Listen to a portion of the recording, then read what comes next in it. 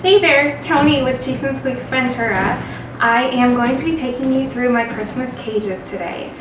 I wanted to do this for two reasons. First of all, I have a very pregnant Berlin and I wanted to show you how we accommodate our pregnant females here at Cheeks and Squeaks because we are an ethical hamstery.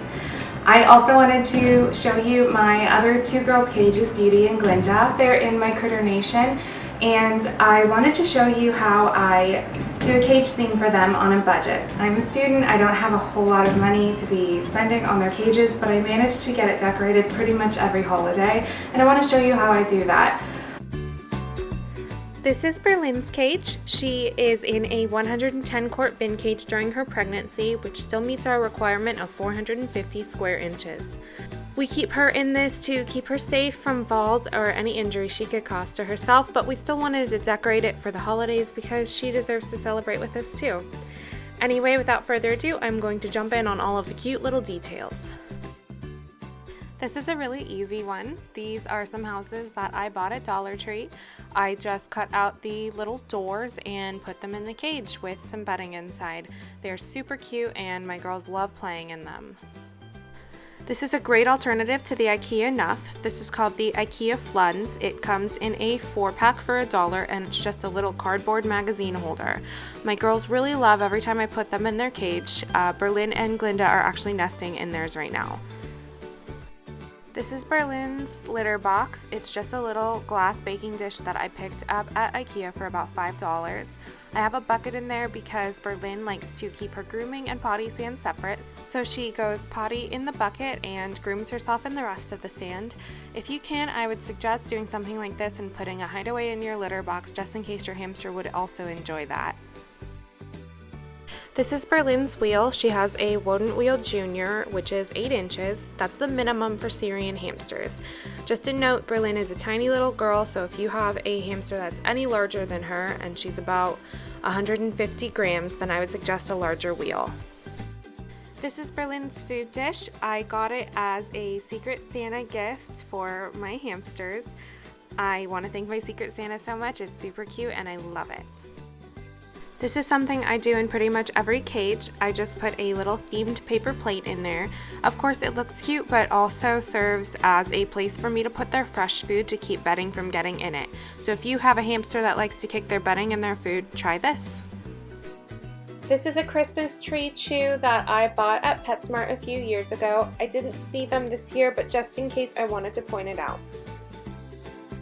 All of the white bedding that you see is Katie Clean and Cozy, and all of the red and green bedding pieces that you see are Carefresh Colors Holiday Edition, which is available at PetSmart.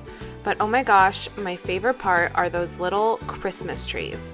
My Secret Santa sent them to me and told me that they are just construction paper punched out with a craft punch, which is so smart and so cute and totally hamster safe. She actually has a great video of her hamster going around her cage collecting them all up, and then another video of her hamster depouching them. I'm linking them below, you should totally go watch it. This is Beauty's cage. If you saw our Halloween cage tour, you will remember that I have a triple Critter Nation for my girls. I am going to take you through all of the little details of her cage, but some of them are self-explanatory or the same as Berlin, so I'm only going to talk about some of the extra stuff that I want to highlight.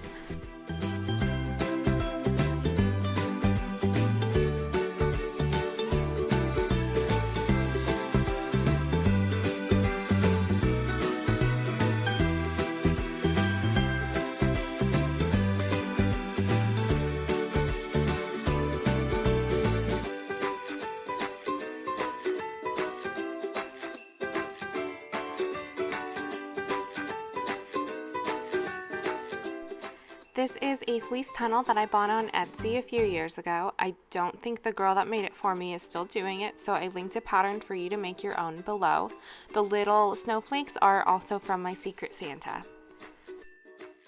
This is a little storage bin that I bought at Target. I actually have 2 per cage. All I did was use a 1.5-inch hole saw to cut a hole in the front and in the lid, and it's a little house. To keep Beauty safe from falls and just to give her a more interesting way of getting around her cage, I use these little dollar store baskets. The green one is zip tied directly to the side of the cage and then just hung up on the other end with paper clips. The red one is hung up entirely with paper clips so it swings a little when she's in it, and she really loves them.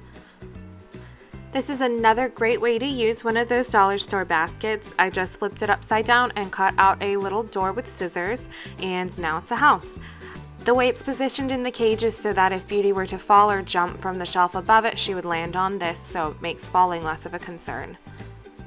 Last, we have Glinda's cage. A lot of it is the same as Beauty, so I'm just going to highlight some quick differences. Glinda is a wheel peer, and I find flying saucers to be the best for that because I can clean them super easily. She also has a little igloo up here because it's her absolute favorite. I have to put it in every cage. This is the same type of mailbox that's in Beauty's cage. For Glinda, I just cut out the back and made a little ramp / tunnel for her. You can also see one to the left, and that leads down to the basket below. This is a great trick if you have hamsters that are more of burrowers but can't necessarily provide a whole lot of bedding for them. Use something that's top entry, such as this little teapot, so that they can mimic their natural burrowing instinct.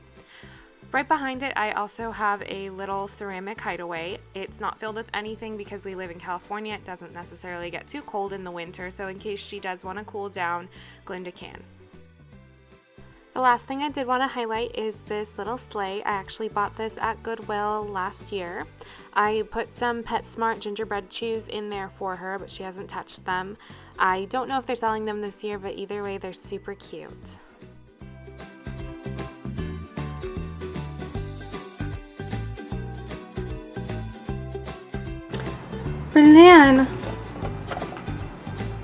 Berlin, it's been like 2 hours.